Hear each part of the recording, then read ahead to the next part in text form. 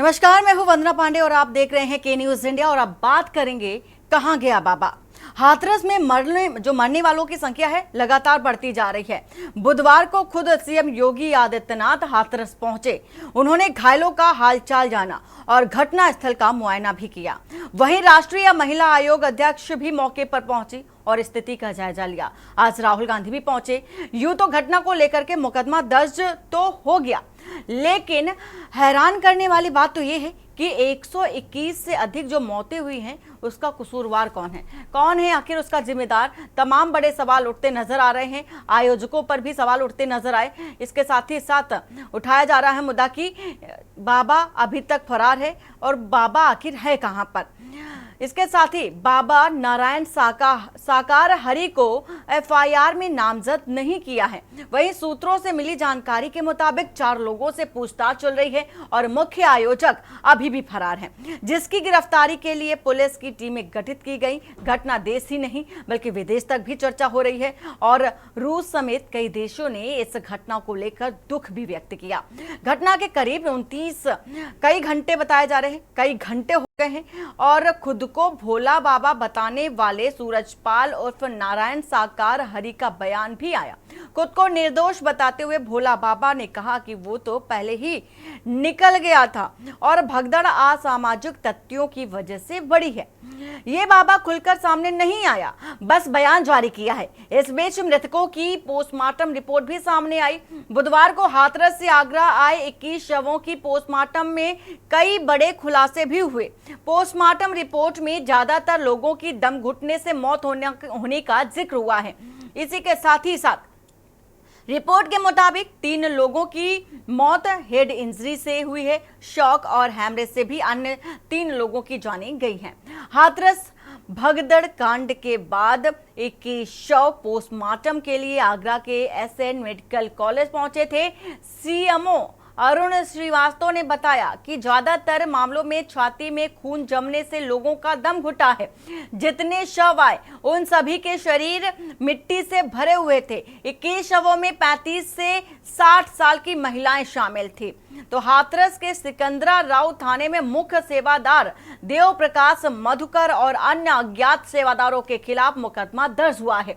हालांकि इस एफआईआर में भोले बाबा का नाम नहीं है। दरअसल बाबा ने एक समिति बना रखी है और इसी वजह से समिति के मुख्य सेवादार समेत कई लोगों पर मुकदमा दर्ज हुआ। समिति का नाम है मानव मंगल मिलन सद्भावना समागम समिति। ये सत्संग हाथरस के सिकंदरा राव में आयोजित किया गया और बताया यह भी जा रहा है कि हादसे के वक्त एसडीएम और सीओ मौके पर मौजूद थे। समिति का काम होता है सत्संग आयोजित करना और बाबा के सत्संगों के फाइनेंस और अन्य चीजों का जो प्रबंधन करना इनकी जिम्मेदारी होती है, इनका काम होता है। समिति ने इस आयोजन के लिए प्रशासन से परमिशन ली थी, लेकिन उस वक्त कहा गया था कि सत्संग में करीब 80,000 लोग ही आएंगे, लेकिन वहां लाखों की संख्या में लोग पहुंच गए। इसके बाद एक निश्चित जगह पर अव्यवस्था फैल गई, जिससे ये हादसा हुआ। हादसे को लेकर के जो हाथरस हादसे की जांच कमेटी के लिए गठित भी की गई और हाथरस हादसे की जांच के लिए न्यायिक आयोग गठित कर दिया गया। हाई कोर्ट के सेवानिवृत्त जज ब्रजेश कुमार की अध्यक्षता में कमेटी गठित की गई और अब माना यह जा रहा है कि कमेटी गठित कर इसकी जांच भी की जाएगी। राज्यपाल के निर्देश पर कमेटी गठित की गई। रिटायर्ड आईएएस हेमंत राव और रिटायर्ड आईपीएस भावेश कुमार आयोग के सदस्य भी होंगे। बता दें कि आयोग 2 महीने में जांच कर राज्य सरकार को अपनी रिपोर्ट सौंपेगा। खैर, ये तो एक अलग पहलू है। जांच में घटना के सारे पहलू शामिल किए जाएंगे कि कमेटी का हेडक्वार्टर लखनऊ में रहेगा। ये एक अलग पहलू है। दूसरा जो सबसे अहम पहलू, प्राथमिक पहलू कहा जा सकता है कि जब ये हादसा हुआ था उस दौरान सुरक्षा व्यवस्था के पुख्ता इंतजाम आखिर क्यों नहीं किए गए थे। एफआईआर में बाबा का नाम क्यों नहीं है, ये सबसे अहम सवाल है। इसके साथ ही ऐसे मामलों में सरकार या राजनीतिक दल चुप्पी क्यों साध लेते हैं? अभी तक किसी भी राजनीतिक दल द्वारा ऐसा कोई बयान आया नहीं। कार्रवाई की बात की जा रही है, प्रशासन को जिम्मेदार ठहराया जा रहा है, सरकार पर जिम्मेदारी ठहराई जा रही है विपक्ष की ओर से, लेकिन जवाब नहीं आ रहा है। बाबाओं से क्या राजनीतिक दलों का वोट कनेक्शन है? एक बड़ा और अहम सवाल हो जाता है। एक भोले बाबा का ही नहीं, बल्कि अगर पिछले कई बाबाओं की अगर एक लिस्ट देख ली जाए तो सभी बाबाओं का जो राजनीतिक कनेक्शन है, वोट कनेक्शन स्पेशली, वो देखा गया। कोई खुलकर बोलने को तैयार नहीं होता है। नारायण साकार विश्व हरि का किस दल से संबंध निकलकर अभी तक सामने आया है, इस पर भी कोई प्रतिक्रिया नहीं आई है। हालांकि जिस तरह से देखा गया कि बाबा का दलित और ओबीसी वोटर्स में काफी अच्छा दबदबा माना गया, 22% दलित तो 17% जो कि ओबीसी में दबदबा है, और जो अनुयायी हैं खासकर इसी वर्गों से निकलकर आते हैं। हमारे साथ मेहमान भी जुड़ चुके हैं। लक्ष्मी नारायण पूर्व आईपीएस हैं और परवेज अहमद वरिष्ठ पत्रकार हमारे साथ जुड़े हैं। बाबा महादेव हिंदू धर्मगुरु के हैं जो कि हमारे साथ जुड़ चुके हैं। आप सभी मेहमानों का बहुत बहुत स्वागत है। सबसे पहले जानना चाहेंगे लक्ष्मी नारायण जी आपसे, जिस तरह से ये घटना हुई है, घटना को लेकर के कई अहम सवाल खड़े होते हैं, लेकिन अभी तक जो कि स्थितियां देखी जा रही है, प्रशासन पर ही सवाल उठता नजर आ रहा है। आखिर कहां ऐसी चूक हो गई? क्योंकि जिस तरह से माना जा रहा है कि अनुमति ली गई थी, 80,000 की अनुमति ली गई थी, लेकिन 2.5 लाख से अधिक लोग पहुंच गए थे, तो ऐसी अव्यवस्था कैसे फैली? क्या कहती है आपकी प्रतिक्रिया? देखिए, ये बात सही है कि आयोजकों ने इसका गलत अनुमान लगा लिया अपने क्राउड का। आयोजकों को इस बात का अंदाजा होना चाहिए कि वो कितना आ जाए। 10% का ऊपर नीचे हो जाता है तो उससे फर्क नहीं पड़ता है, लेकिन यहाँ तो मामला बहुत ज्यादा है, लगभग 300% आगे बढ़ गया। तो ऐसी कंडीशन में आयोजकों की एक नेग्लिजेंस भी है, और आयोजकों का जो जिम्मेदारी है वो नजरअंदाज नहीं हो सकता है, और उनके खिलाफ एफआईआर भी लिखी गई है। जहां तक प्रशासन का सवाल है, तो ये बात भी सही है कि प्रशासन को भी वहां पर मौके पर पूर्व में ही इन सब चीजों को देखना चाहिए था कि आने जाने का रास्ता बिल्कुल अलग होना चाहिए। हमेशा ये क्राउड कंट्रोल का बेसिक सिद्धांत है कि आने और जाने का रास्ता हमेशा अलग होता है। और इसी प्रकार से ब्लॉक्स में जब भी कोई कार्यक्रम समाप्त होता है तो एकदम से सारा क्राउड छोड़ा नहीं जाता है, ब्लॉक्स में छोड़ा जाता है ताकि क्राउड कहीं पर भी जाकर के दिक्कत ना पैदा करे। लेकिन ऐसा यहाँ पर बाय द वे नहीं हुआ है। तो जब इतनी ज्यादा भीड़ हो रही थी तो वहां पर पर्याप्त पुलिस बल और पर्याप्त मजिस्ट्रेसी व्यवस्था की भी जरूरत थी, और ये सब चीजों को ध्यान में रख करके करना चाहिए था। लेकिन हमें लगता है कि रूटीन वे में चीजों को देख लिया गया और वो बता दिया गया, और उसी हिसाब से उन लोगों ने, आयोजकों ने अपना इंतजाम अपना जैसा रेगुलर करते रहे वैसा उन्होंने कर दिया। लेकिन अनएक्सपेक्टेड क्राउड हो जाने के कारण उनकी सारी व्यवस्था चरमरा गई और ये हादसा हो गया। तो इसमें 2-3 पहलू हैं। एक तो नेग्लिजेंस का पहलू है ही है, लेकिन साथ ही साथ इसको हम एक एक एक स्पेशल कंडीशन भी कह सकते हैं, क्योंकि अचानक 80,000 का क्राउड एक्सपेक्टेड हो और जहां 2.5 लाख लोग आ जाएं, तो ये तो एक अजीब अनहोनी सी घटना हो गई। तो इसलिए जो भी है जिम्मेदारी तो आयोजकों की है, और कहीं ना कहीं थोड़ी बहुत प्रशासन की भी हम मान सकते हैं। सवाल तो कई उठते हैं, लेकिन सबसे बड़ा सवाल जो लापरवाही की बात कही, तो लापरवाही जब भीड़ बढ़ रही थी तो क्यों प्रशासन को सूचित नहीं किया गया? इसकी जिम्मेदारी आखिर किसकी थी?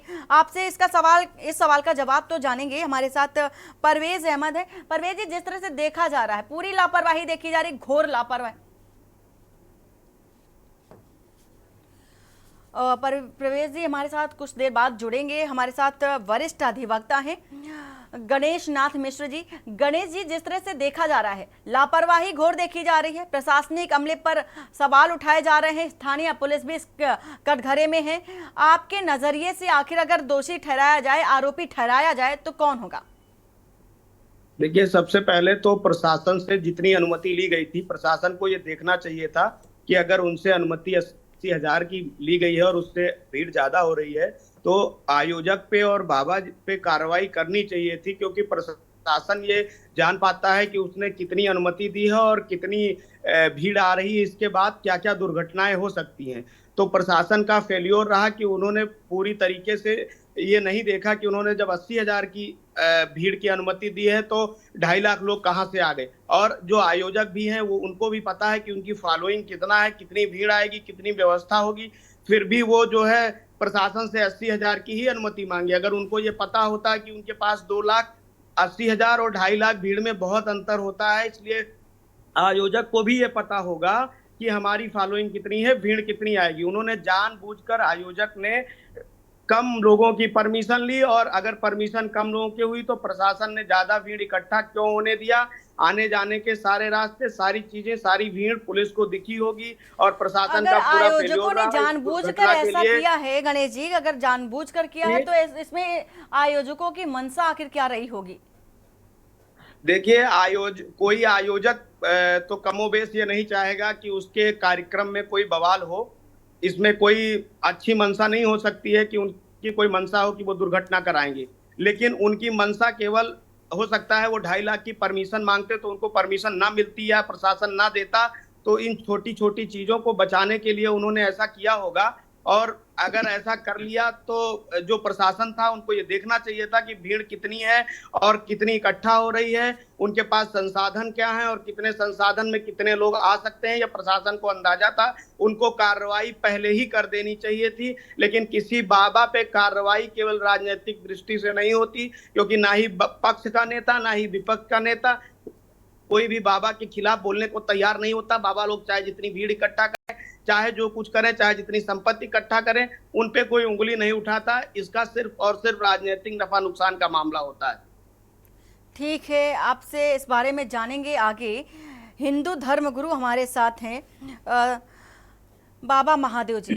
जिस तरह से देखा जा रहा है, एक और सत्संग के नाम पर भारी भीड़ जुटाई गई और फिर ये नरसंहार इसे कहा जाएगा, क्योंकि एक नहीं, दो नहीं, बल्कि एक लंबी लिस्ट है, एक लंबी मौतों की लिस्ट है जो कि देखी गई धरातल पर।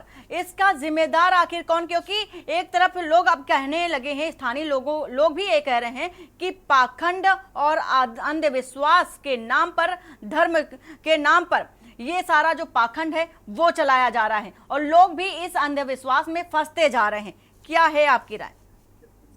मैं श्री आशुतोष भगवान को प्रणाम करते हुए एक बात ये कहना चाहूँगा कि भारत के अंदर एक बहुत बड़ी विडंबना है कि यहाँ बहुत सारे भगवान घूम रहे हैं आजकल, और हमारी सरकार जो है इस बारे में अनभिज्ञ है और कोई कार्रवाई नहीं है।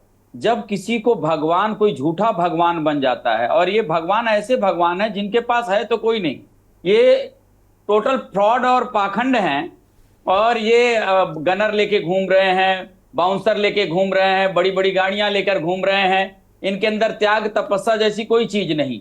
स्वामी रामकृष्ण परमहंस जी अगर वो कुछ महान कहते हैं, विवेकानंद के गुरु हैं, तो वो कभी गनर लेकर नहीं घूमे। जितने भी आदि शंकराचार्य जी महाराज जी गनर लेकर नहीं घूमे, लेकिन ये बड़े बड़े मंच लगाकर और खुद को भगवान घोषित कर देते हैं। और जब भगवान घोषित कर देते हैं तो जनता इनके पीछे पागल होकर बेतहासा भीड़ बढ़ती है और भगवान के पांव छूने के लिए, और इस कारण से घटना घट जाती है। जबकि अब देखें दूसरी तरफ, ज्वाला जी में, वैष्णो देवी में बहुत सारी ऐसी घटनाएं हुई कि घोड़े का सर तक काट दिया गया और देवी ने उसे जीवन दान दिया। भगवान श्री कृष्ण ने मोरध्वज के लड़के की मतलब बलिदान मांगा और उसके पश्चात उसे जीवन दान दिया। तो मैं एक बात ये कहना चाहता हूं कि ये भगवान, यदि मैं कहता हूं भगवान है तो भगवान करें तो जीवन देकर दिखाएं, लेकिन जब जब ऐसे पाखंडी लोगों को, ऐसे झूठे लोगों को जब हम भगवान समाज बना देता है, तब ऐसी ऐसी घटनाएं घटती हैं। इसी कारण से सरकार को इसको संज्ञान में लेकर ऐसे बाबाओं को कड़ी कार्रवाई करनी चाहिए और इनको आजीवन कारावास, क्योंकि ये बिल्कुल बाहर निकल ना सके, क्योंकि बाहर निकलेंगे फिर भगवान वाला धंधा चालू कर देंगे ये। तो भगवान वाला और देश का बहुत बड़ा बेड़ा गर्क हो रहा है। लोग अपना समय, पैसा और अपना जान गंवा रहे हैं। ऐसे सभी भगवानों को पकड़कर अंदर करना चाहिए, क्योंकि संत कहना, हमारे शास्त्र ग्रंथों में गुरु की परिभाषा दी है कि जो गुरु है वो भगवान से, पारब्रह्म से भी बड़ा है, लेकिन वो उसके लिए कसौटी है कि वो परमात्मा के दर्शन करा दे। श्रीमद् भगवत गीता के 4थे अध्याय के 34वें श्लोक के अनुसार, बृहदारण्यक उपनिषद के अनुसार, तो वो कसौटी कोई पूरा नहीं करता जो स्वामी विवेकानंद जी ने दिया, जो हमारे वेद दे रहे हैं, जो उपनिषद दे रहे हैं। सबसे बड़ी बात है, शास्त्र ग्रंथों को पढ़ने का किसी के पास टाइम नहीं। और फिर इसी का फायदा उठाकर ये लोग झूठे गुरु बन जाते हैं और लोग उनको अंधश्रद्धा में उनको भगवान बना लेते हैं। लेकिन एक जनता भोली है, उनको उतनी समझ नहीं है। सरकारों को ध्यान देना चाहिए। और मैं वकील साहब के विचारों से सहमत हूं कि वास्तव में इन सब चीजों के पीछे राजनीतिक कारण होता है। लोग राजनीतिक फायदे को लेकर कार्रवाई करते नहीं कि भाई हम इन पर कार्रवाई करेंगे, हमारा वोट बैंक कम हो जाएगा, और इसी कारण से घटनाएं बढ़ती रहती हैं। बाबा हमें महादेव जी, राजनीतिक कारणों जिस तरह से देखा गया कि जो एक लंबी लिस्ट बोली जा सकती है, एक बहुत संख्या में, असंख्य संख्या में लोग वहां पहुंचे और पहुंच करके बाबा के सत्संग में शामिल हुए, ये बात तब की है। लेकिन इसके इतर अगर बात हम कर ले तो सबसे ज्यादा महिलाएं ही इसमें शामिल थी। और ऐसा भी नहीं था कि ये ग्रामीण एरिया की महिलाएं थी तो पढ़ी लिखी नहीं थी, ज्यादातर पढ़ी लिखी महिलाएं वहां पर देखी गई थी। तो अंधविश्वास क्या कहा जाए कि पढ़े और अनपढ़ या गांव या शहर नहीं देखता, सभी अंधविश्वास में फंस जाते। ऐसा क्या रहता है जो कि अंधविश्वास में फंसना ही उनको पड़ जाता है, जानबूझकर या कोई मजबूरी होती है? बात दरअसल ये है कि जो है अंधविश्वास में पढ़ाई और अनपढ़ और पढ़े लिखे की बात है ही नहीं। बहुत अच्छे अच्छे लोग भी इस प्रपंच में फंस जाते हैं। और पढ़ाई व्यक्ति, ये जो श्रद्धा से जुड़ी हुई चीज है, ये हमारी भावना से जुड़ी हुई चीज है। और हमारी शिक्षा पद्धति में धारा 30A के अंतर्गत हमारे धार्मिक शिक्षा का और धार्मिक संदेशों का सही से प्रचार प्रसार और संदेश दिया ही नहीं गया। हिंदू जानता ही नहीं कि उसके धार्मिक ग्रंथों में क्या लिखा गया है और महापुरुष और सदगुरु और संत की परिभाषा क्या है। और ये बहुत जरूरी है स्पष्ट करना, क्योंकि विवेकानंद 50 गुरुओं के पास गए और सबसे उन्होंने पूछा कि क्या आपने ईश्वर को देखा है? सबने कहा कि नहीं। तब रामकृष्ण परमहंस जी के पास गए और उनसे प्रश्न किया और उन्होंने आत्म तत्व का बोध कराया, तब उनको पूर्ण गुरु की उपाधि दी। लेकिन आज हम किसी को भी उपाधि दे देते हैं जबकि वो कसौटी पर खरा नहीं है। तो इसलिए हमें धारा 30A को खत्म करके धार्मिक शिक्षा भी देना चाहिए। गुरु की कसौटी क्या है? जैसे सोने को परखने के लिए कसौटी है, ऐसे गुरु और संत को भी जानने की बकायदा कसौटी दी गई है शास्त्र ग्रंथों में। तो और आदित्य वर्णन तमसे प्रस्तात तमे विद्वात मित्र में तिनान्य पंथा वित्ते है नाय। तो ये वेदों के श्लोक के अनुसार, गीता के श्लोक के अनुसार, रामचरितमानस के श्लोक के अनुसार हमें समझना चाहिए। और तब हम, अन्यथा रामचरितमानस में लिखा हुआ है कि लक्ष्य वेश जगवंचक जेहू, वेश प्रताप पूजय तेहू, उग्र ही अंत न होई निबाहू, काल नेम जिम रावण राहू। रावण भी भगवा पहनकर और संत बन गया था, माता सीता को ठग लिया। काल नेमी ने भी यही काम किया, हनुमान जी को ठगा, और राहु ने भी। और लेकिन जब इन लोगों का भेद खुलता है तो निर्वाह नहीं होता। और दूसरी बात, मैं सभी से सर्वसाधारण से एक बात कहता हूं कि ये इसको बाबा मत कहें, क्योंकि ये टाई पहनकर और कोट पैंट पहनकर और ये सीधा सीधा पाखंड को बढ़ावा है। ये बाबा ओबा का कहीं ये नहीं, क्योंकि इससे बहुत सारे संतों के ऊपर आक्षेप लग रहा है और संतों की बदनामी हो रही है और सनातन धर्म की बदनामी हो रही है। इसलिए अब मैं सरकार से कहता हूं, जितने भी संत हैं, और सांच को आंच नहीं, सबके ऊपर जांच होनी चाहिए और सही चीज करके, और जितने लोग पाखंड में हैं सबको अंदर करना चाहिए। बिल्कुल बिल्कुल, लौटेंगे आपके पास। परवेज अहमद हमारे साथ वरिष्ठ पत्रकार जुड़ चुके हैं। परवेज जी, जिस तरह से देखा जा रहा है कि अभी तक बाबा का पता नहीं लगाया जा सका है, बाबा अभी तक फरार है, बाबा कहाँ है, इसको लेकर के किसी भी तरह की कोई जिम्मेदारी नहीं ली जा रही है, कोई जिम्मेदार कहने को तैयार नहीं है। सबसे बड़ा सवाल ये हो जाता है कि जब ये हादसा हुआ उस समय, क्योंकि एक एक चीज बारीकी से चेक की जा रही है कि कैसे हादसा हुआ, क्यों माहौल बिगड़ा। खुद सीएम योगी आदित्यनाथ भी पहुंचे थे, उन्होंने भी बारीकी से जांच की। इसके साथ ही अगर भूमि की बात कर ले, समतल भूमि थी या कैसी भूमि थी, भूमि का अगर समतल भूमि थी तो हादसा कैसे हुआ, अगर भूमि भी जो जमीन थी उसमें गड्ढे थे या ऊंच नीच भूमि जमीन थी तो उसको पहले समतल क्यों नहीं कराया गया। ये प्रशासन की भी जिम्मेदारी है और सबसे बड़ी जिम्मेदारी आयोजकों की है, क्योंकि उन्हें पता होता है कहां से निकलना है, कहां से अंदर आना है और कहां पर खड़े रहना है। अगर माहौल बिगड़ता है तो कैसे मैनेज किया जाए।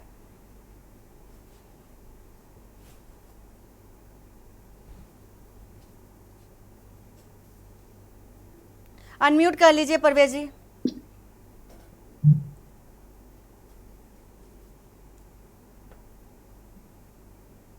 सबसे महत्वपूर्ण बात यह है कि आपके साथ देखिए चैनल पर एक पूर्व आईपीएस है जिन्होंने तमाम कानून को लागू किया होगा और एक अधिवक्ता महोदय भी हैं, गणेश नाथ मिश्रा जी। दोनों बातों को, दोनों लोग इस बात को भी समझते हैं और आपके दर्शक और महामंडलेश्वर जी भी इस बात को समझते होंगे कि बाबा को फरार कहना अभी किसी भी लेवल पर उचित नहीं है, कानूनी दृष्टि से अगर देखा जाए तो। क्योंकि ना तो बाबा के खिलाफ कोई एफआईआर है, ना बाबा पर किसी भी तरह का चार्ज लगाया गया है, और अब तक जितने भी अधिकारियों ने जांच की है उन्होंने सबने बाबा को एक तरह से अप्रत्यक्ष रूप से क्लीन चिट ही दे रखी है। तो सवाल यह है कि बाबा को क्लीन चिट क्यों दी जा रही है, उनका बिल्कुल। नाम एफआईआर में क्यों नहीं शामिल किया गया है। सवाल ये नहीं है कि बाबा फरार है, जब वो कानून की दृष्टि में अभी मुजरिम ही नहीं है तो उसके फरार होने का सवाल कहां उठता है। ना एफआईआर में जिक्र है, ना अब तक जो चिट काटी गई है उसमें उसका बाबा का उल्लेख है, ना एसआईटी रिपोर्ट में बाबा के दोषी होने की जिम्मेदारी है। सवाल तो यह है कि बाबा को क्लीन चिट मिल क्यों रही है। और जो एसडीएम की प्रारंभिक रिपोर्ट है उसमें भी उन्होंने ये बात कही है कि स्टैम्पीड होने का कारण जो है बाबा की चरण रज लेने की बात है, उसमें भी उन्होंने बाबा को जिम्मेदार नहीं ठहराया है। तो ये तो एक विवेचना का पार्ट है जो बहुत ही महत्वपूर्ण बात है, जिसकी तरफ से हम लोग अनदेखी करते हैं। तो कानूनी तौर पर हम लोग बाबा को अभी फरार कह ही नहीं सकते हैं, क्योंकि हमने तो उसको, कानून ने तो उन्हें अपना मुजरिम ही नहीं बनाया। लेकिन जो महत्वपूर्ण बात है वो ये है कि आखिर बाबा मुजरिम क्यों नहीं बना, क्यों उन्हें मुजरिम नहीं बनाया गया। ये बड़ा और गंभीर सवाल है कि एफआईआर में बाबा का नाम क्यों नहीं, बाबा को आरोपी क्यों नहीं माना जा रहा है, क्या कारण है? क्या इसके पीछे कोई राजनीतिक रसूख है जो बाबा को आरोपी सिद्ध नहीं कर रहा है, या कोई अन्य कारण है? सवाल कई उठते हैं परवेज जी। देखिए, वो अब ये तो लक्ष्मी नारायण जी बताएंगे। इन्होंने तो बहुत नजदीकी से पुलिस की सेवा की है, डिप्टी एसपी रहते हुए वहां तक पहुंचे हैं, तो उन्हें पता होगा कि पुलिस कैसे काम करती है, उसके काम करने का क्या तौर तरीका है। लेकिन मुझे आश्चर्य है कि इस मामले में छोटी सी छोटी वारदात में ऐसे किसी भी मामले में जो मुख्य वक्ता रहता है या जो मुख्य आयोजन करता रहते हैं उन सबों को नामजद किया जाता है, बाद में भले उसका नाम हटा दिया जाए, जांच से विवेचना से बाहर कर दिया जाए, एफआईआर एक्सपंज कर दी जाए। लेकिन इस मामले में तो आश्चर्यचकित कर देने वाली बात है कि ये मुकदमा ही नहीं लिखा गया। और उससे भी ज्यादा महत्वपूर्ण बात यह है कि एक छोटे से अपराध, जब एक चेन स्नेचिंग जैसा छोटा सा अपराध होता है तब कप्तान एसएचओ को निलंबित कर देते हैं, लेकिन इस मामले में तो उन्होंने लाइनाजे भी नहीं किया है। एक सिपाही बीट के कांस्टेबल के खिलाफ भी कार्रवाई नहीं की गई है अब तक। कम से कम शुरुआती दौर पर यह संदेश तो देना चाहिए, जब अगर जिन लोगों पर लापरवाही बरतने का आरोप है वही उस क्षेत्र में विवेचना का हिस्सा है, तो कैसे आप ये मान के चलते हैं कि किसी भी चीज का न्याय होगा कि जमीन समतल थी? ये तो टेक्निकल विषय है, ये फॉरेंसिक वाले बताएंगे कि जमीन समतल थी या ऊपर कावड़ थी, क्या कारण हुआ, ये सारी अलग अलग विषय हैं।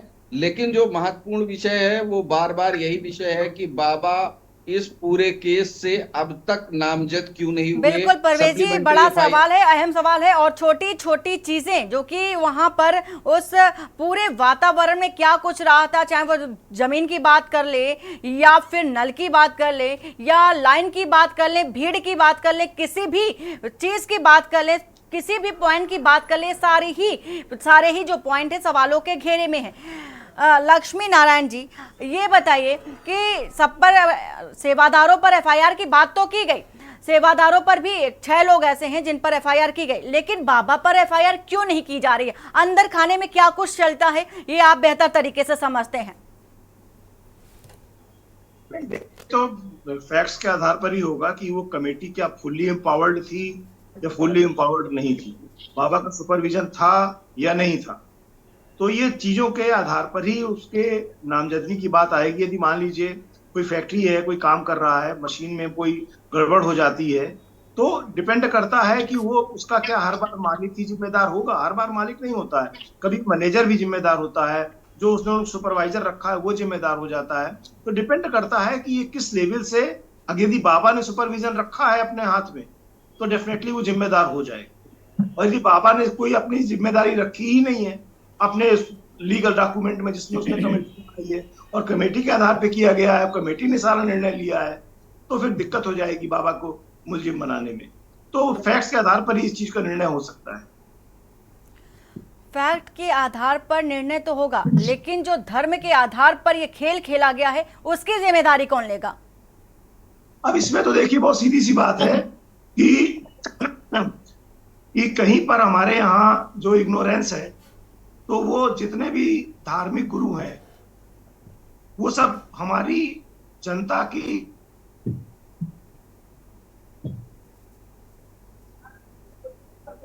इनोसेंस की नहीं, बात लोगों की जो दिक्कतें हैं समाज में, उन समाजों उस दिक्कतों से निकलने के लिए शॉर्टकट चाहिए सबको, और ये शॉर्टकट जो है ये धर्मगुरु दिखाते रहते हैं, और इसी शॉर्टकट की वजह से लोग वहां पे एकत्रित होते हैं और दिक्कतें भी आती हैं। तो क्या लक्ष्मी नारायण जी आप धर्मगुरु मानते हैं सूरजपाल को? नहीं, मैं किसी को धर्मगुरु नहीं मानता। जिनको गुरु का शब्द कहा जा सकता है, जिनको ज्ञान है, अच्छी तरह से ज्ञान है, वो गुरु हैं, और जिनको ज्ञान नहीं है, पाखंड करते हैं, तो वो काहे के गुरु, वो काहे के धर्मगुरु। तो आपकी नजर में साकार विश्व हरि नाम का व्यक्ति क्या है? नहीं, ऑफ कोर्स वो एक धंधा चला रहा है, ही इज ए बिजनेसमैन, और वो बिजनेस कर रहा है, खत्म हो गई बात। बड़ी बात है, बिजनेस कर रहा है, खुलेआम बिजनेस कर रहा है, नरसंहार भी खुलेआम हो रहा है, लेकिन कार्रवाई नहीं हो रही है। ये विडंबना की बात है कि खुलेआम नरसंहार हुआ, कितनी ही जानें चली गई, कितने ही लोग घायल हैं, कितनों के मांगे उजड़ गई, कितनी की गोद उजड़ गई। इसकी जिम्मेदारी लेने के लिए अभी तक कोई तैयार नहीं है, और बाबा पर कोई FIR नहीं है, क्योंकि बाबा इसमें दोषी है ही नहीं, बाबा आरोपी है ही नहीं, सिर्फ सेवादार आरोपी हैं, बाकी और कोई नहीं है। वरिष्ठ अधिवक्ता हैं हमारे साथ, आपसे जानना चाहेंगे गणेश नाथ जी, जिस तरह से ये कार्रवाई की बात हो रही है, किस आधार पर ये कार्रवाई हो रही है? सेवादारों पर ही कार्रवाई क्यों हो रही है? साथ में बाबा का नाम क्यों नहीं हो रहा है? अगर हम एक नजरिए से देखें, वकालत के नजरिए से अगर देखा जाए, तो क्या मानते हैं बाबा पर FIR क्यों नहीं हो रही है? क्या विशेष कारण है? देखिए, क्योंकि अंधविश्वास तो खुद में गैर कानूनी है, अंधविश्वास फैलाना ही गैर कानूनी है, तो फिर FIR क्यों नहीं? देखिए, बाबा अंधविश्वास फैला रहा है, ये एक बात है। दूसरी बात, इतनी बड़ी घटना है, हम लोग ये समझ सकते हैं, सभी लोग समझ सकते हैं कि FIR तो बाबा के खिलाफ होनी ही चाहिए थी। जांच होती तथ्य के आधार पे, अगर बाबा जिम्मेदार नहीं होता तो बाबा को क्लीन चिट दे देते। जब बाबा ये कह रहा है कि मैं ईश्वर हूँ और मेरे चरणों की धूल आप लोग ले लो, बाबा को ये स्पष्ट पता है कि जहाँ 250 लोग इकट्ठा हैं और बाबा को फॉलो करते हैं, बाबा कोई बात कहेगा तो उसको गंभीरता से लिया जाएगा। मैं इसको ढोंगी बाबा कहूंगा, और ढोंगी बाबा की इन्हीं बात के कारण उनको मानने वाले उनके चरण रज को लेने के लिए गए और इतनी बड़ी दुर्घटना हो गई। तो प्रथम दृष्टया बाबा जिम्मेदार है और बाबा के खिलाफ मुकदमा दर्ज किया जाना चाहिए। केवल और केवल राजनीतिक कारणों से बाबा के ऊपर मुकदमा नहीं दर्ज किया जा रहा है, क्योंकि बाबा के 2.5 लाख फॉलोवर वहां उपस्थित हैं और 2-4 लाख और अगल बगल होंगे, तो न पक्ष उन पे कार्रवाई करने की हिम्मत कर पा रहा है और ना ही विपक्ष उन पे कार्रवाई करने की मांग कर रहा है, ना ही कोई बड़ा नेता इस पे बोल रहा है। जा करके निरीक्षण करेंगे, फाइलें आएंगी, कमेटी गठित होगी, जांच होगी। जितनी कमेटी आज तक गठित हुई उसका निष्कर्ष क्या हुआ है पूर्व की घटनाओं पे, ये हम आप अंदाजा लगा सकते हैं। इसलिए बाबा को बचाया जा रहा है, बाबा पे कार्रवाई की जानी चाहिए, बाबा जिम्मेदार है इसके लिए, इसमें कोई दो राय नहीं हो सकती है। कानून की दृष्टि से ये जांच की जाती, जब बाबा के खिलाफ कोई सबूत न मिलता तो देखा जाता, लेकिन फिलहाल FIR तो बाबा के खिलाफ होनी ही चाहिए थी, और अभी भी विलंब हो रहा है। तत्काल बाबा के खिलाफ कार्रवाई की जानी चाहिए। बिल्कुल, बाबा के खिलाफ तत्काल कार्रवाई की जानी चाहिए, लेकिन कार्रवाई नहीं हो रही है। बाबा को बचाया जा रहा है, क्यों बचाया जा रहा है, ये बड़ा सवाल है। और आखिर अभी बाबा है कहां पर, ये उससे भी बड़ा सवाल है, क्योंकि इतना बड़ा कांड हो गया, बाबा का भी पता नहीं चल सका है। वक्त हो चला एक छोटे से ब्रेक का, ब्रेक के बाद जल्द हाजिर होते हैं। आप देख रहे हैं के न्यूज़ खबरों।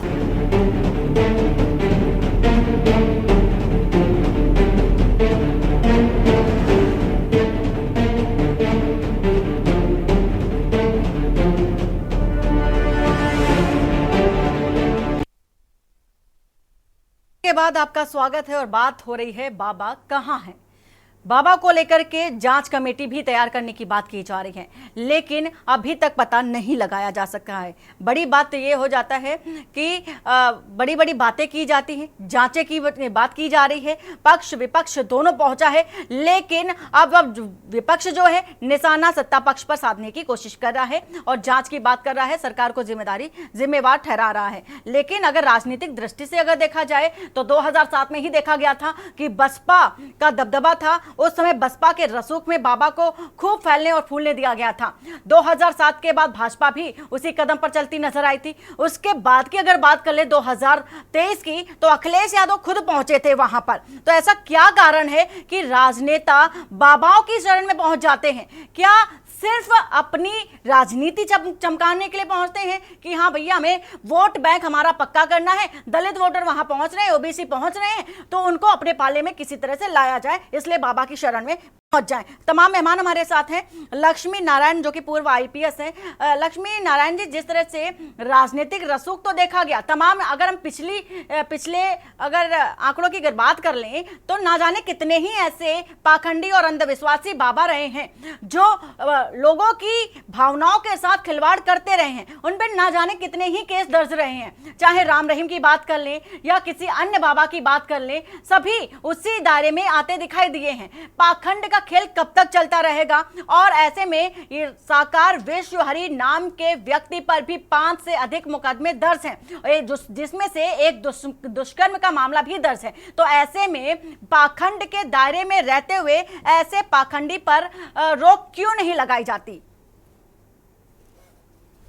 देखिए, रोक लगाने वाली बात तो ये है कि सामान्य रूप से ऐसा कानून में कोई प्राविधान नहीं है कि रोक ही लगा दी जाए किसी चीज पे। किसी खास वजह से थोड़ी देर के लिए किसी चीज पे रोक लग सकती है, और झूठी बात फैलाना या न फैलाना, ये सब चीजें जो हैं, ये सब बड़ा ही वेग टर्म्स में, टर्मिनोलॉजी में हुआ है। हमारे देश में कानून की इस विषय पे कमी है, और कोई भी व्यक्ति किसी को भी कुछ बता देता है और कहीं पे भी कुछ कह देता है। दूसरी चीज ये है कि जो राजनीतिक सरेंडर की बात है, वो ये है कि ये बात सही है कि बाबाओं के माध्यम से राजनीतिक जो नेता हैं वो अपना बनाना चाहते हैं। आप धीरेन्द्र ब्रह्मचारी के समय से याद करिए, तब कांग्रेस किस तरह नतमस्तक होती थी वहां पर धीरेन्द्र ब्रह्मचारी के आगे, ये आप सबको पता ही होगा, नहीं तो आप रेफर करिएगा, पुरानी बात है। तो वो तब से चल रहा है, और वो सत्य साईं बाबा और कौन बाबा, दुनिया भर के बाबा, जो चमत्कार जहां है वहां नमस्कार हो रहा है। और चमत्कार क्या हो रहा है? चमत्कार भी आंखों का, जिसे कहते हैं ना कि आंखों का ओझलपन और आंखों के ही माध्यम से करवा देते हैं।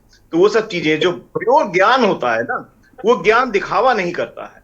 और दुर्भाग्य ये है कि हमारे यहाँ अधजल गगरी छलकत जाए वाली स्थिति है। थोड़ा मोड़ा कुछ किताब पढ़ा, कुछ जाना और कुछ जादू टोना सीखा, और इसके बाद वो चालू हो जाते हैं।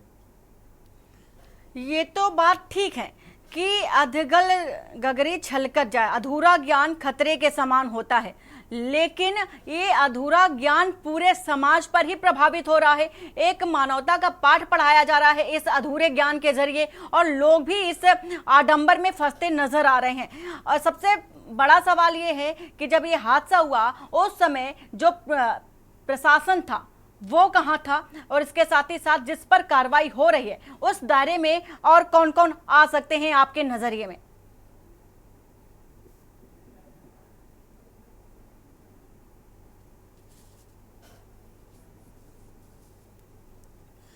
और बाबा महादेव जी, जिस तरह से देखा जा रहा है कि एक तरह से लोगों में धर्म को लेकर के भी कहीं ना कहीं अविश्वास पैदा होता नजर आ रहा है। धर्म को लेकर के बड़ी बड़ी बातें तो की जाती हैं, और ऐसे बाबाओं के चक्कर में जो धर्म गुरु होते हैं उनसे भी जो विश्वास होता है उनसे भी उठता कहीं ना कहीं नजर आता है। अच्छा, देखिए, मैं एक बात कहना चाहूंगा। मैं कल भी टीवी डिबेट देख रहा था और आज भी हूं, और इसके पहले भी कई वर्षों से मैं ये चीज देख रहा हूं। कुछ समाज के अंदर देखिए अच्छाई बुराई मिलाकर इस सृष्टि की रचना हुई है। अच्छे बुरे लोग हर फील्ड में हैं, चाहे वो प्रशासन में हो, चाहे वो बाबा में हो, चाहे कोई कर्मचारी, हर जगह है। लेकिन इससे एक बात और होना चाहिए, क्योंकि हमारी भारतीय कानून व्यवस्था ये कहती है कि 100 निर्दोष छूट जाएं, लेकिन ये 100 दोषी छूट जाए लेकिन एक निर्दोष को सजा नहीं होनी चाहिए। तो यहाँ पर मैं एक देखता हूं कि जब बाबा का नाम आता है तो सबको एक कटघरे में खड़ा कर कर सब पर दोष आरोपित कर दिया जाता है। लेकिन जनता को, समाज को भी एक बात सोचना चाहिए। हमारे धार्मिक शास्त्र ग्रंथों में बृहदारण्यक उपनिषद में एक श्लोक कहा गया है, वाह अरे आत्मा श्रोतव्यो मंतव्य द्रष्टव्यो निधि ध्यास्तव्यो। पहले आत्मा के सत्संग को सुनो, सारे शास्त्र ग्रंथों को सुनो, फिर मनन करो, मनन करने के पश्चात द्रष्टव्यो, फिर महापुरुष, ऐसे महापुरुषों की खोज करो जो तुम्हें तुम्हारे अंतर में ईश्वर के दर्शन करा दें, और फिर निधि ध्यास्तव्यो, फिर दर्शन करने के पश्चात निरंतर ध्यान की पद्धति में चलो। अर्जुन ने जब भगवान श्री कृष्ण से कहा कि मेरे मन में बड़ा मोह है और मैं भयंकर स्थिति में हूं, मैं किंग कर्तव्य विमूढ़ हूं, मुझे नहीं समझ में आ रहा मैं क्या करूं, तो भगवान ने कहा तुम मुझे जान। तो वो कहता मैं तो जानता हूं। भगवान ने कहा तू मेरे बाहरी स्वरूप को जानता है, मेरे प्रकाश स्वरूप को जान, मेरे तत्व रूप को जान, तभी मोह दूर होगा, तभी तू अपने वास्तविक कार्य कर्तव्य पे दृढ़ होगा। और भगवान ने जनाया, उसको विवेक प्रदान किया और उसने फिर कर्तव्य पर दृढ़ हो गया। आज समाज में ऐसे बहुत कम संत हैं जो ईश्वर के तत्व रूप के दर्शन कराएं। और गुरु गीता में भगवान शंकर भी कहते हैं, भगवान शंकर कहते हैं अखंड मंडलाकारम व्याप्तम इन चराचरम तद पदम दर्शितम येन तस्मै श्री गुरुवे नमः। जो अखंड है, मंडलाकार है, समस्त दिशाओं में तत्व रूप से व्याप्त है, समाया हुआ है, ऐसे ईश्वर का तत्व रूप से हमें जो दर्शन करा दे, यानी प्रकाश स्वरूप से हमारे हृदय में तृतीय नेत्र खोल के दिखा दे, वही गुरु है, उसे प्रणाम है। लेकिन यह प्रश्न ना तो लोग लेकर जाते हैं और ना ही बाबा लोग जो तथाकथित जो ढोंगी पाखंडी बाबा हैं, जो झूठे धर्म गुरु हैं, वो बताते हैं। क्योंकि जो इसको बताएगा तो फिर वहां पर वो जो धंधा है, वहां पर ये जो बाउंसर लेकर, गाड़ियां लेकर और जो बड़े बड़े आश्रम खड़ा करना, जो स्विस बैंकों में खाता खोलना, और वो फिर उसके पश्चात पीछे और भी मतलब शोषण करना, देह शोषण और चरित्र की बातें भी बहुत आती हैं, क्योंकि इनके बारे में भी बहुत ऐसी बातें उठ रही हैं। तो फिर क्या होता है, एक मछली पूरे तालाब को गंदा कर देती है। फिर लोग एक बात कहते हैं, अरे सब बाबा लोग यही है, ढोंग पाखंड है। फिर सारे संत इसमें जो सच्चे संत हैं, जो विवेकानंद जी जैसे, जो रामकृष्ण परमहंस जी जैसे, जो तुलसीदास जी जैसे, आदि शंकराचार्य जी जैसे जो महापुरुष हैं, वो भी बदनाम हो जाते हैं। इसलिए अब दूध का दूध और पानी का पानी होना चाहिए। क्यों? क्योंकि इसमें एक बहुत बड़ी समस्या ये हो रही है कि सनातन धर्म की बुराई हो जा रही है। अब सनातनियों को क्या है कि जब संतों की बुराई हो जाती है तो लोग कहते बाबा लोग यही हैं। तो इससे क्या होता है, जो सत्संग का जो प्रवाह है, जो धर्म के ज्ञान का प्रवाह है, वो प्रवाह रुक जाता है। क्योंकि राम भक्ति से जब राम कथा होता है तो ही बच्चों को समझ में आता है कि माता पिता की सेवा कैसे करनी चाहिए। एक जब कृष्ण कथा, भागवत कथा होती है, तभी एक गुरु शिष्य का, समाज में कर्तव्य का, हर एक जो व्यक्ति है जहां पर जो उसका कार्य है, चाहे एक फौज में है तो उसको फौजी को क्या कर्तव्य है, एक क्षत्रिय को क्या कर्तव्य है, एक ब्राह्मण को क्या कर्तव्य है, एक कर्मों के अनुसार, जातिगत अनुसार के अंतर्गत मैं नहीं कह रहा हूं, तो समझ में आता है। यहां तक कि श्रीमद् भगवत गीता के 4 अध्याय के 13वें श्लोक में यह भी है कि चातुर्य वर्णम में आसृष्टम गुण कर्म विभाग से, कि भगवान ने जातिगत आधार पे नहीं, कर्म के आधार पे सबको बांटा है। और जब ये पता होगा तो समाज की समस्याएं दूर होंगी और वास्तव में धार्मिक ग्रंथों के आधार पे समाज में जीवन जीने की शैली आती है, जीवन कैसे जीना है, और सत्य का हमें जीव से ब्रह्म की यात्रा, मानव से महामानव की यात्रा, और पूर्णत्व की, अपूर्णता से पूर्णता की ओर, निकृष्टता से उत्कृष्टता की ओर कैसे जाना है, पतन से उत्थान कैसे करना है, यह हमारे शास्त्र ग्रंथ बताते हैं। और शास्त्र ग्रंथों का वाचन संतों के ऊपर है, संत महापुरुष करते हैं। लेकिन अगर संत महापुरुष ही बदनाम कर दिए जाएंगे, अब इसके पीछे भी बहुत बड़ा षड्यंत्र है, और कई ऐसे झूठे बाबा बैठा दिए गए हैं उनको आयोजित करके, और वो समाज का शोषण कर। आपसे एक बात जानना चाहेंगे कि लंबी लिस्ट तो रहती है, एक बड़ी सूची बन जाती है बाबाओं की, जिस तरह से साकार विश्व हरि नाम के एक बाबा आए, अब चर्चा का विषय बने हुए हैं, और इन्होंने भी धर्म को ही आड़े हाथ लिया है। तो ऐसा क्या रहता है कि बाबा, जब भी कोई बाबा आता है वो धर्म को ही आड़े लेकर के लोगों के धर्म के विश्वास के साथ, आस्था के साथ खिलवाड़ करता है, ऐसा क्यों होता है? धर्म को ही आखिर क्यों? दूध की तरह है, धर्म एक दूध की तरह है। दूध में पानी मिला दो तो कितना 100 ग्राम मिलाया कि 200 ग्राम कि 250 ग्राम पता नहीं चलता। ऐसे क्योंकि गुरु के प्रति भगवान शंकर कहते पहले गुरु को जान लो कि अगर वो परमात्मा के तत्व रूप के दर्शन करा दे तो गुरु हैं। और गुरु का दर्जा हमारे शास्त्र ग्रंथों में गुरु ब्रह्मा गुरु विष्णु गुरुदेव महेश्वर गुरु साक्षात परब्रह्म, उसकी बहुत बड़ी स्थिति दी गई है। लेकिन अब जब विवेकानंद जी गुरु खोजने जाते हैं तो सबसे पूछते हैं कि क्या आपने ईश्वर देखा है, क्या आप दिखा पाएंगे? लेकिन आज के समय का जो शिष्य है वो ये पूछता नहीं। तो उसमें क्या होता है, रावण ने जब देखा कि सब कुछ कर लिया और माता सीता को ठगने का छलने का कोई प्रपंच नहीं पाया, तब उसने भगवा धारण किया, सोचा कि इसमें इनको छल लेंगे और वो कामयाब भी हुआ।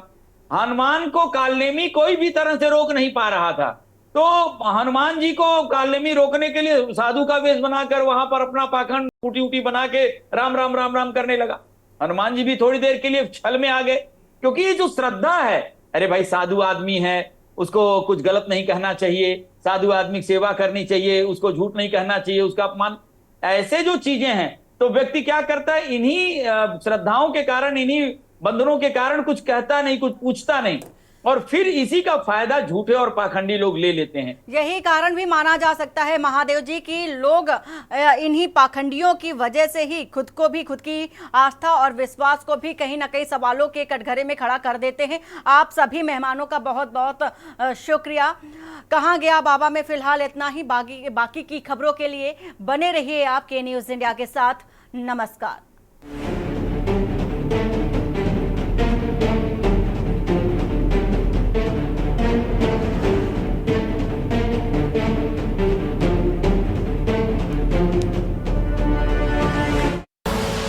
आप देख रहे हैं के न्यूज, खबरों का सारथी।